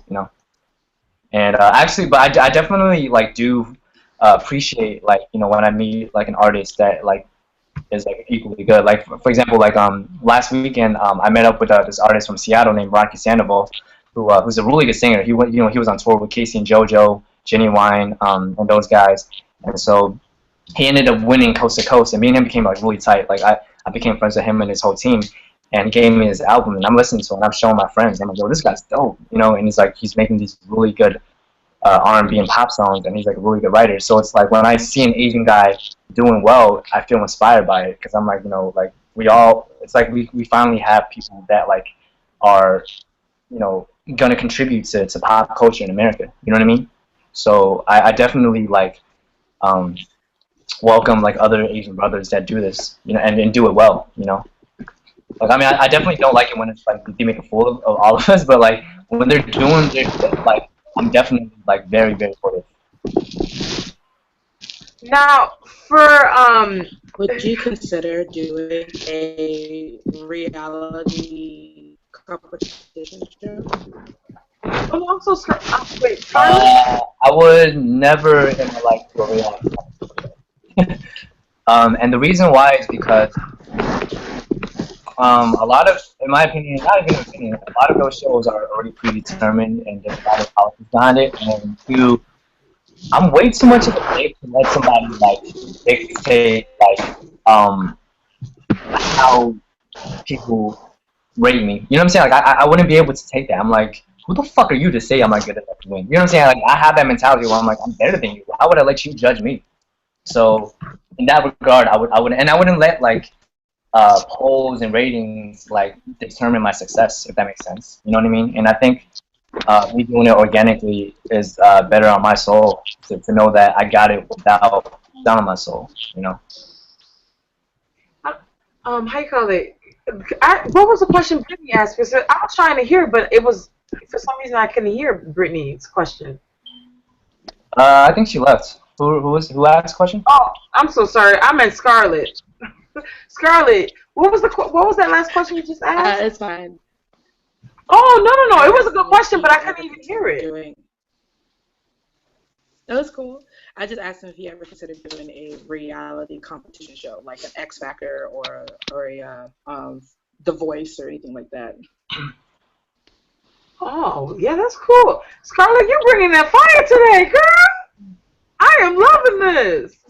I'm loving the question, Scarlett.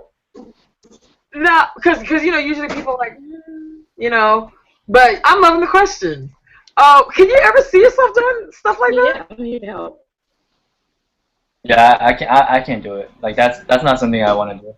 Like I've had offers to do it before, and I turn them down. I turn every one of them down. Really? Yep. But, okay, how about, can you see yourself doing The Voice? Nope. That's funny because they actually reached out. I'm like, nope. I'm not. My friend is doing The Voice though, so I'm definitely gonna support him.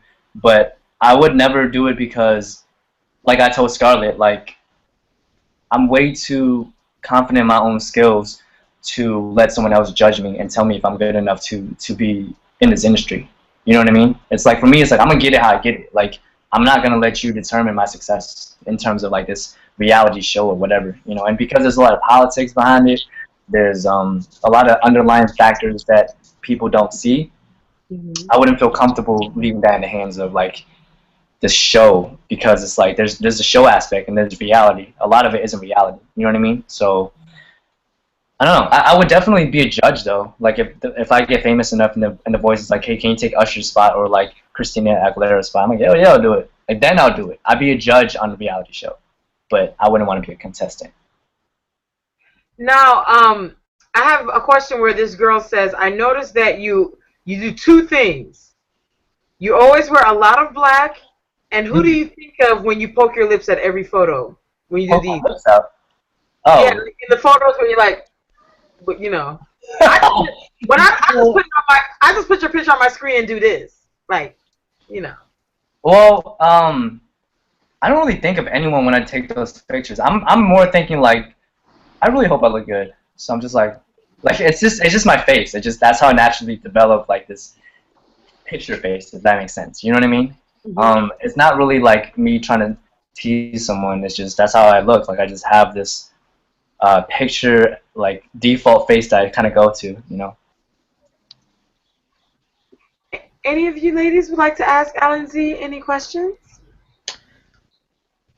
Going off the battle rap question, since you were very heavily involved in battle rap before you became who you are now, do you like it when they parody like battle raps like Deshaun Raw and Timothy Delgado? Yeah, I think it's hilarious. Like yeah.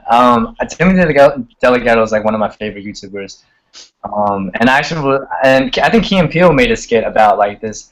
They parodied like the whole battle rap scene. There's like the hype man. I think that stuff is hilarious, you know. And like in the future, I definitely want to be involved as, like I said, as a fan, because I definitely I go like, you know, go in supporting like my favorites, because it's kind of like WWE for me. It's kind of like, you know, having heroes and like villains and stuff like that. So like, you know, like there's like an event in June, and you know, when some of my friends are battling, so like I'm gonna go. You know what I mean? But I definitely don't see myself in the ring. You know what I mean? Kind of like how like there's a lot of mainstream rappers that are really good that would never step in the ring in that way, because of what they know how much they would risk, and they don't gain anything. It's like you win, and so what? Okay, you have more fanboys. What do you get? Do you get more sales? You see what I'm saying? But they lose, and it's like, oh my god, they lost. And then they lose everything. So yeah. So it's kind of like a lose-lose situation for like more mainstream. Like I'll give you guys an example, right? So there was this battle that happened in 2012 or 2011, and there was Disaster, who was a really good battle rapper. He's actually my favorite battle rapper, versus this guy named Cannabis, who was at one time a really big rapper in around like 1997, 98.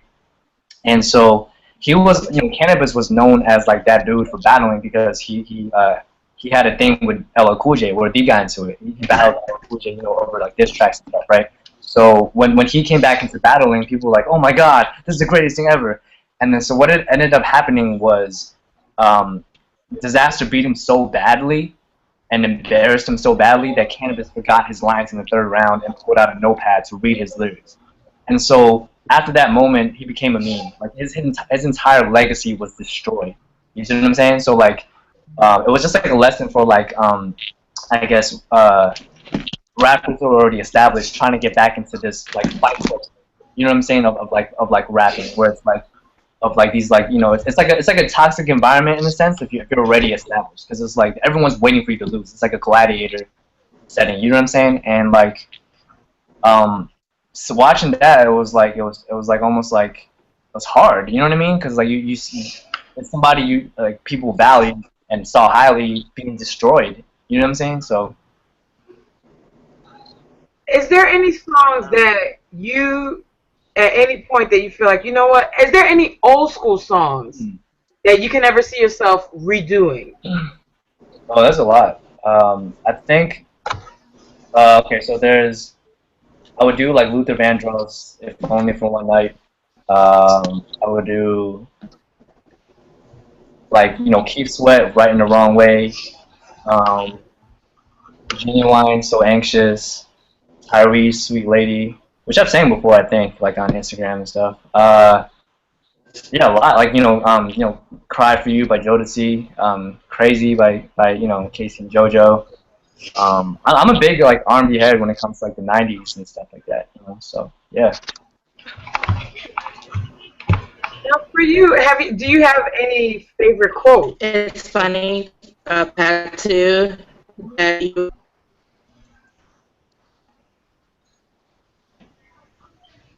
Wait, what happened? Scarlett, what was that?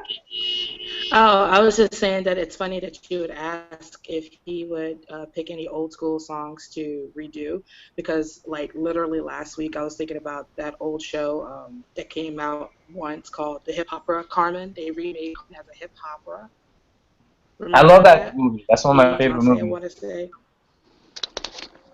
Okay, cool. Because I was thinking, like, they need to bring that back. They haven't done a hip opera since then, and I love to see like some other stories remade as a hip opera, like Beauty and the Beast or The Little Mermaid. Just like a girl struggling to be a part of something bigger than herself. You know what I mean? Or whatever the case is. So would you consider like you could get like some of your favorite YouTubers or whatever together?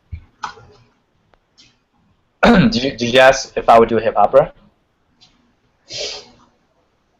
Yeah. What was the question? Oh yeah. No, I would love to. Like actually, when I saw Carmen, I'm like, this is the coolest thing ever. I was like, you can be like a theater nerd and rap. I was like, this is really cool. Yeah, I would totally do it. And I've actually seen more than one hip opera. Like it's just a lot of them have been like more independent films. Like I don't know if you guys remember Onyx, but like like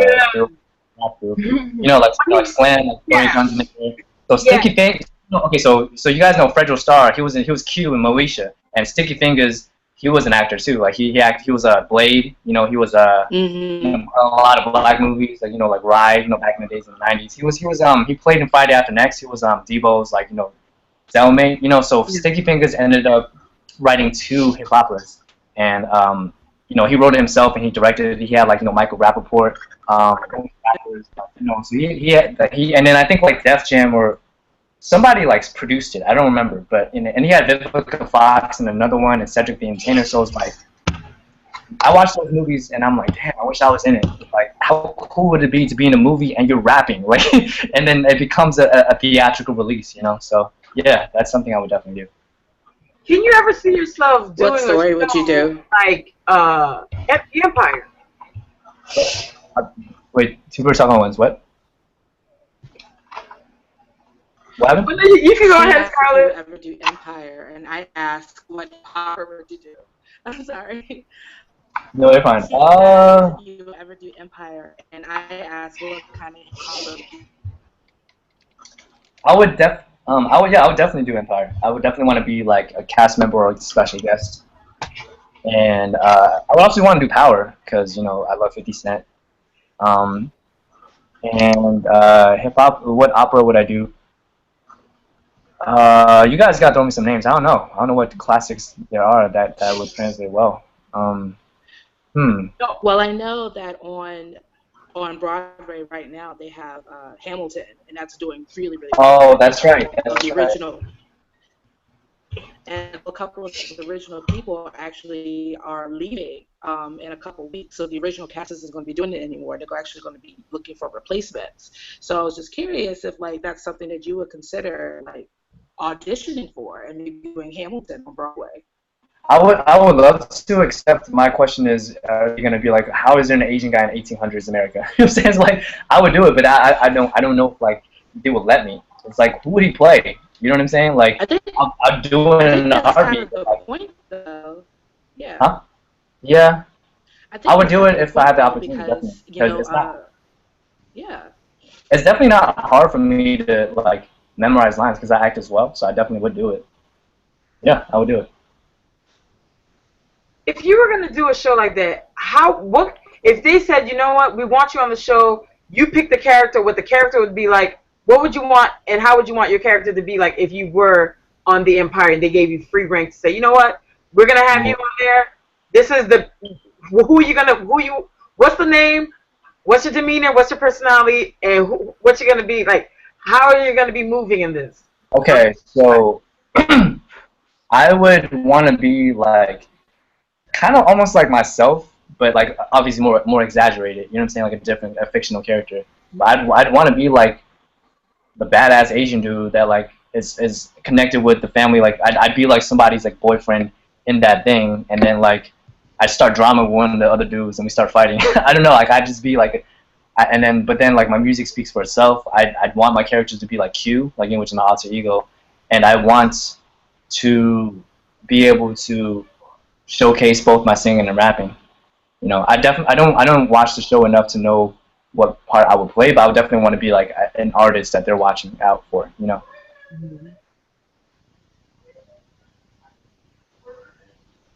Wait, is some? Well, I thought it's because I hear audio. Yeah, they kind of did that. You got the opportunity. Wait, Trisha, could you repeat that? I think Patu. I think somebody asked a question. I didn't get it. Yeah, because Kitten wrote, if you had the opportunity to act in a movie, what movie would you like to be in? Wait, you talking about existing movies, or Well, you mean like oh, you talking about movies that already existed, or like a movie that hasn't existed, and I'm imagining a movie right now. Is that which? Oh, okay. Okay, funny story. I actually really want to act in romantic comedies. Like, I want to be the lead in romantic comedies. That's like my dream in acting. Like, I want to be like a Channing Tatum. Like, I'd want to be like in the type movies. Yes. Now, if you're talking about Shannon Tatum in that movie with all the dancing and oil splashing and grease, I would definitely do Magic Mike too. I'm not gonna lie. Like, if they were like, Alan, I want you to Magic Mike Triple XL, I'll be like, all right. Now he's just like, yes. Now, for you, do you think, okay, because it's you, you know how you view yourself and how you think and, feel about yourself. Do you ever find it weird that other people find you very attractive and think that you're very awesome? I'm always surprised, just because I'm a very oblivious person. So when people are like, Alan, this girl thinks you're cute, I'm like, what? What do you like? Literally, like I remember, like at my show in March, like I walked outside, right? Like somebody's like, you shouldn't come out because there's like a line of girls waiting to see you. I'm like, what are you talking about? So I walk outside, and then I hear girls like, oh my god, that's him. And I look back, like they're pointing like my way, and I'm looking back like, and I was like, oh, they're talking about me. And then I walked inside. So I'm always surprised. Have you ever dated any of your fans? I think like pretty much like the girls that I date are mine, so yes, like if that makes sense. You've dated your fans before? No, I'm saying like they end up being my fans. Like they end up because it's like they know my music. So it's like like a girl would have to be my fan to date me because it's like if you don't like my music, we have nothing to talk about. But no, because I was gonna say like, okay, so if you're open to dating a fan, what would the fan need to do for you to be like, you know what? Oh, I don't know. I feel like this is crap because if I answer it, then it's like I'll get a lot of like requests and stuff like that, and I don't know. That's I guess I don't know. I don't know. Just be like loyal and supportive, you know, and just you know, share my music, you know, support me like in terms of be real. She said be real. I don't know, man. Like I don't know. She'd have to really understand me. You know, that's really the criteria. Yeah. She'd Oh, be girl. understanding and not like your music. Oh, that's what she said. She seemed like she'd have to be real. I thought you meant like be real, Alan, and I was like, I am being real, and I got confused. Now, can you see yourself ever being married? And if you were, what would you envision your wife to be? I think eventually I will be married. I definitely foresee myself having kids, you know, because I've always known that I wanted kids since I was young, you know, because I've always felt like because I never had a childhood, I'd want my son to have a really good life, you know. So it's kind of like whatever I didn't get, I'd want like my children to get. And I'd want like my wife to be my best friend and like my rider, you know what I mean? Like someone that is there by my side through, you know, the ups and downs and stuff. Miss DJ Kitten says, how many kids would you want? I'd say like 2 or 3, maybe. Yeah. Only 2 and 3. Yeah, because I mean, child support is a mother, so you know, so. Oh, wait a minute. No, the question was originally about if you could see yourself married, what kind of woman do you think you could imagine that wife being? Like, you talking about child support? You want to be a man? No. I was kidding. But I'm also saying like when you have multiple children, you have multiple mouths to feed. So it's like I see a lot of artists that have a lot of kids, and it's like that's like their entire bank account right there, you know. And granted, I'll definitely want to spend money on my children, but it's like having a lot. It's kind of like, okay, well, I have to divide my attention between like so many people, you know, and then I gotta go on the floor and then an album, you know what I mean? And having 2 or 3 is like it's kind of like having like you know, like a nuclear family still. Like I get to know each kid like very well and watch them grow, as opposed to having like a bunch of kids and be like, okay, I can't remember your name, but the firstborn, you know what I'm saying? I don't want to have so many kids that I don't remember like my own kids and like one of them just because there's so many. You know what I'm saying? So. Look, I'm about to say, you thinking about being a baby daddy? Do you know? Shoot, I'm like, you'll find the link down below. Just click the link down below. So, Alan, one of the questions I got was, how was it, and do you still chat with the guys from the All Asian Talk panel? Like, how was it? How did you like it? And, you know, out of all the guys in the panel, do you guys still conversate and talk and all that stuff? Not really. Like, I mean, me and Theo talk sometimes on Twitter. Like, we still kind of keep in touch, but not really, no. See, the crazy thing is, I would have thought it would have been you and Melodic Mike. Right. But you and Theo Kim, that's kind of like, you know, that's a nice sandwich, you know, a nice stack right there. You know? I mean, like, me and him sometimes like we talk on Twitter over like about films and stuff because you know he does videos. So like I'll be like, oh, you should, and then you know we'll talk occasionally about that, you know. If you could date one female celebrity on this planet, who would she be? Oh man, I don't know if I want to answer that because like my fans are listening. I don't know, man. That's a hard question. Okay. Because I don't know, I can picture you with like in the time of your life now. I picture you more with like a Rihanna. Ooh. Okay. This is interesting. I'm gonna leave it to you guys to say. Every one of you guys, oh, nice choice. I want every girl to say who they think I would be like a girl that you can see myself dating. I'm not gonna say nothing. I'm gonna let you guys just say it. Kitten says Kitten says Holly Berry. She's gorgeous and classy. Naisha says Beyonce. See, I would say Beyonce, but I don't know. I have a feeling Beyonce will turn you the hell out. So you got to get in your 40s to get to Beyonce. But to prep, Rihanna will be a good prep. All that island, Caribbean, talk back attitude, and you with that, I ain't having that. Who the hell you? That old school 90s ghetto love. Y'all be in the town. That's a good choice. Yeah, that's a really good choice. Yeah. And you guys both are savage as fuck. Savage as fuck. The funny thing is, like, I'll read like what she says to haters, and she's like so mean. I'm like, this is literally me as a woman.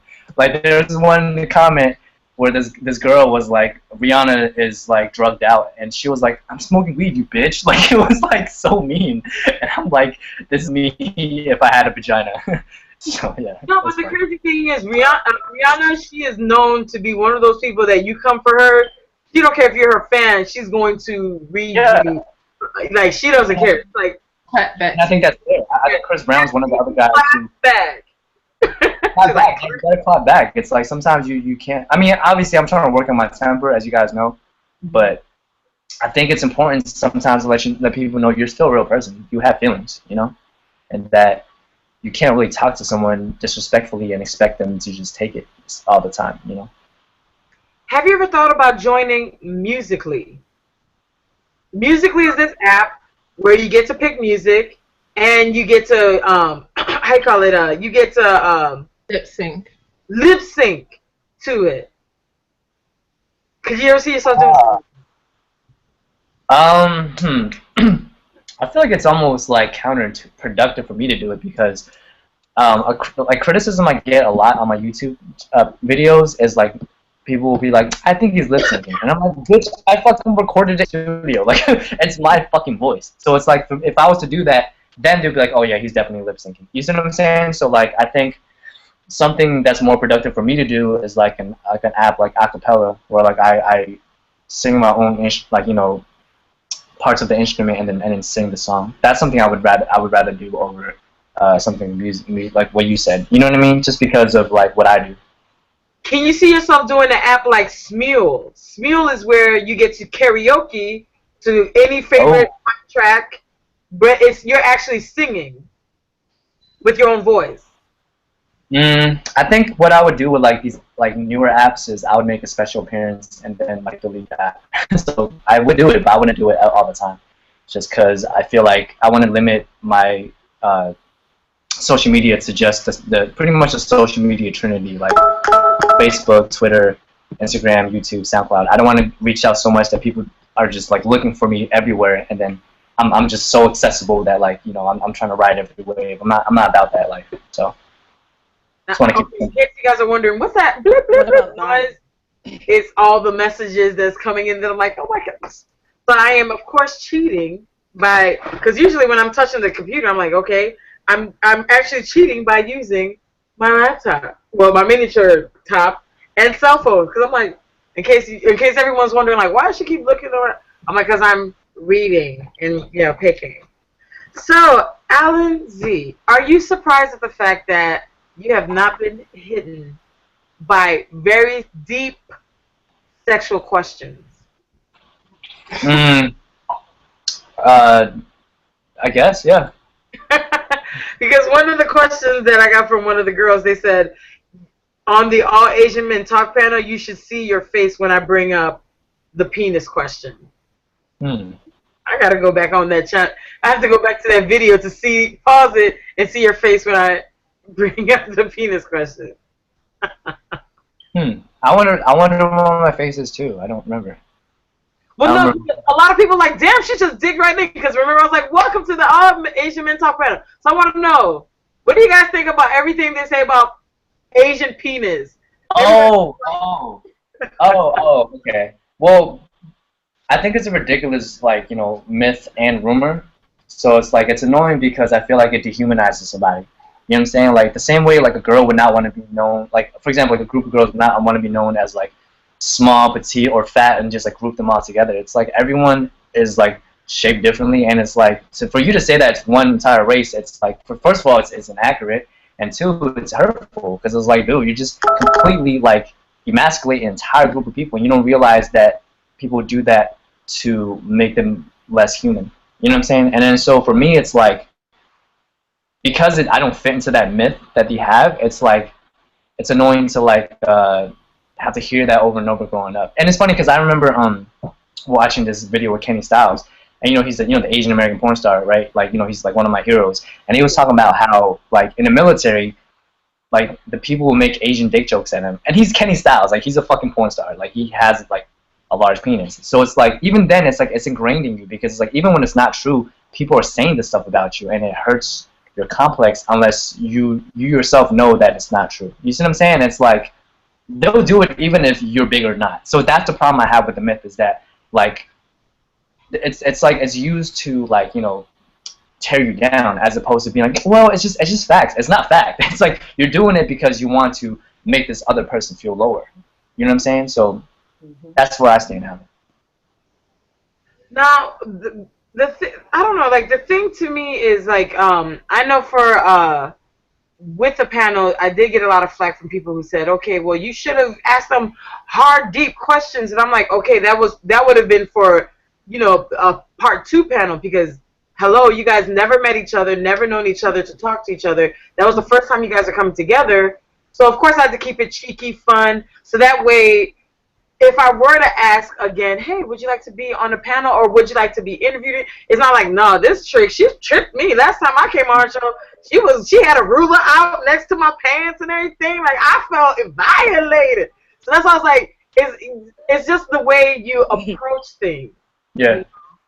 So like for you, what is your thoughts on, of course, being an Asian man, and of course you're open to dating interracially, whichever you love to. Like to you, you're attracted to whatever you find attractive. Mm-hmm. But what I want to know is, as an Asian man, what comes to mind when you find other Asian people like Asian guys don't date outside their race? Period. Oh. Because a lot of times I'm like, did you not see the All Asian Talk Panel? Do you not see AMBW groups, weddings, video clips on YouTube? Like, where is this coming from? I think, honestly, to be honest with you, I think it comes from self-hate. And, like, for example, right, like, there's Asian women out there, for example, in the West Coast and wherever, that date white men, right? And they find that to be, like, their thing. And then they'll be like, I would never date an Asian guy because it reminds me of my dad or my brother or some stupid ass shit like that, right? But then at the same time, it's like if they see me with a black girl or the white girl, they're gonna be like, why would you like him? So it's like for a fact they don't like their own race. You see what I'm saying? So when girls that are Asians say stuff like that, I feel like they're using it as an excuse to hate themselves. And I don't know, like I feel like everyone deserves the right to love whoever you want without having the limitations of being like, well, Asians don't do this, or black people don't do this. You know what I mean? And I think people that say that have a lot of issues within themselves that they need to resolve. So for you, was it anything that you were like, oh goodness, I come from this upbringing, things like that, and I'm finding myself dating women who are not Asian. I don't know how I'm gonna bring this to my family or my parents, or was it like to them it was no big deal? Just as long as it's a human being, it's like, okay, we're fine.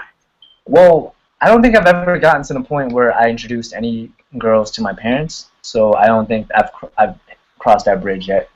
I'm pretty private about like my life in general. So I don't think I've ever like had to come to that point yet. So you mean out of all the girlfriends you dated, not one of them met your parents? Nope.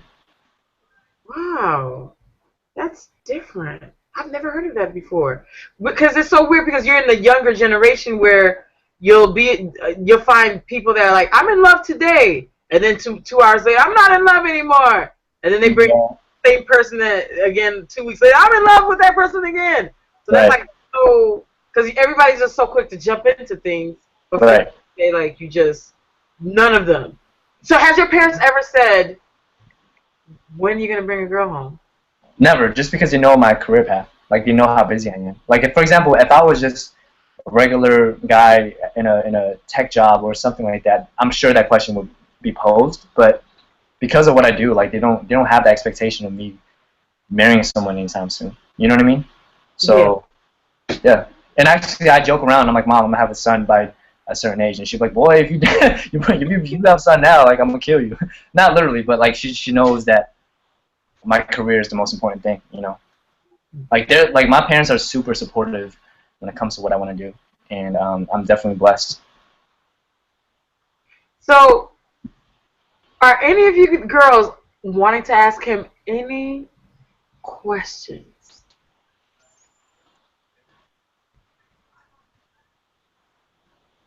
None of you girls? Because I see the chat board is full, so none of you girls want to ask. You know what? None of you girls want to ask any questions. Not yet. Said not yet. You know what, Scarlett? I'm definitely you put some stank on it. You was asking questions. I'm like, you know, if I ever want to get myself interviewed, Scarlett's the one I'm about to hit up. Like, hello, Scarlett.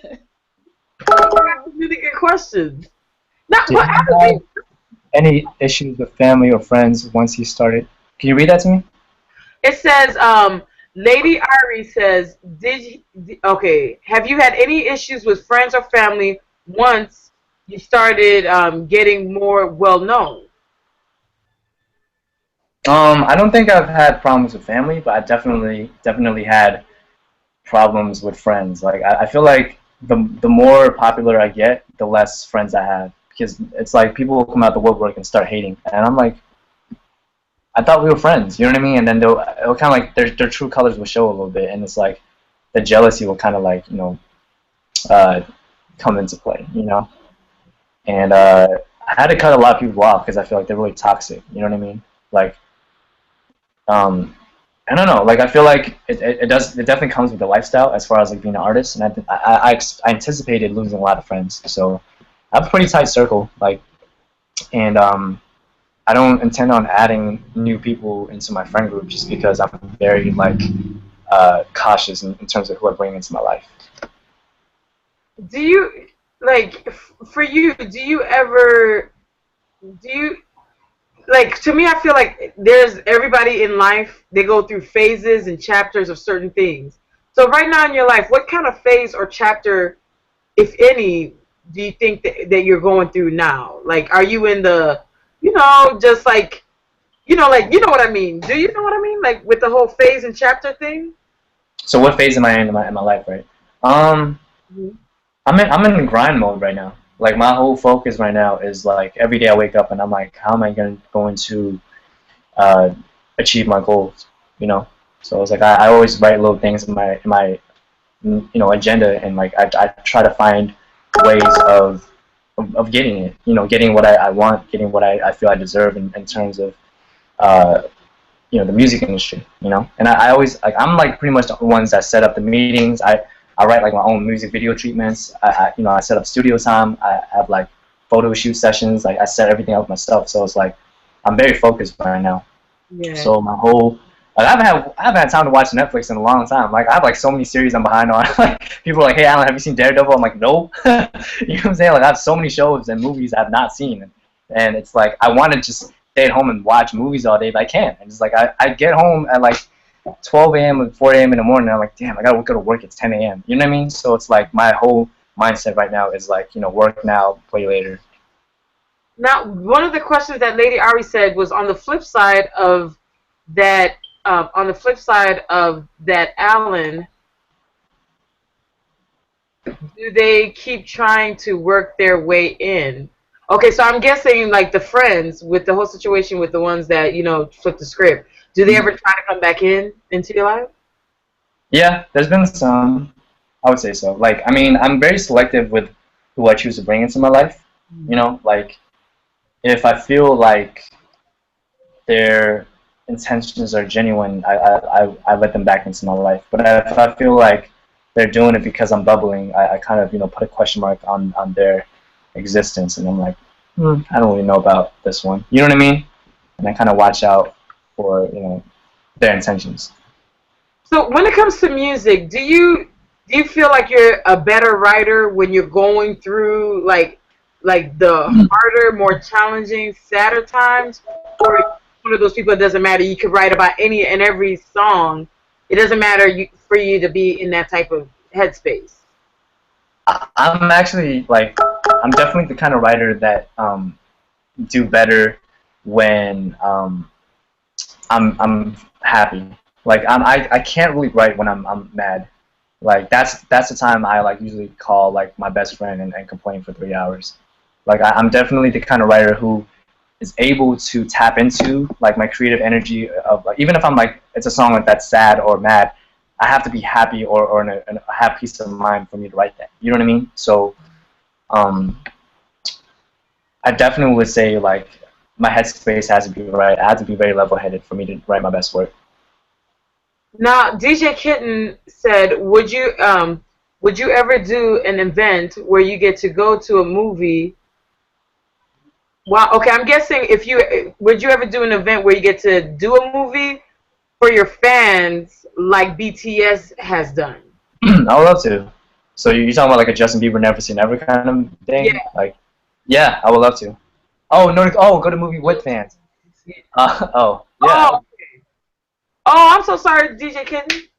Oh yeah, I'll do it. Yeah, for sure.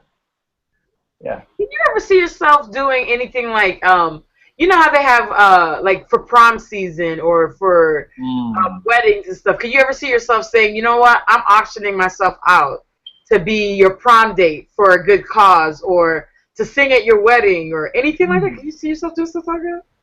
I would definitely sing at somebody's wedding if it's like a friend or like if you pay me enough. I would definitely do it. You know, and I feel like, you know, if the person's like, you know, like for example the whole prom story thing, I don't think I'm at that point where somebody's like, well, I want Alan's to be my prom date and not do anything. You know what I'm saying? Like, and then let's have 300,000 people tweet Alan right now. But if that happened, like, if that person, I don't know, I think I would do it. Yeah, like I wouldn't do it for like every request, but I think if it's like a Make-A-Wish kind of thing, yeah, I would do it.